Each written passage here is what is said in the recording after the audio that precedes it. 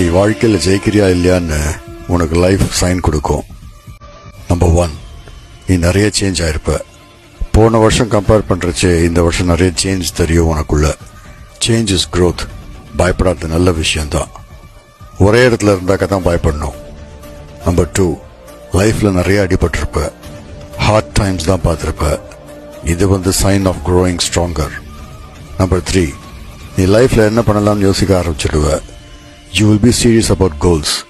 பாதி பேருக்கு goal set பண்றதே ஒரு கோலா இருக்கும். நம்பர் 4, உன்னோட லைஃப்ல 10-15 ஃப்ரெண்ட்ஸ்லாம் இருக்க மாட்டாங்க. Maybe 2 friends. இந்த 2 பேர் தான் ஒரு ரியல் ஃப்ரெண்ட்ஸ்.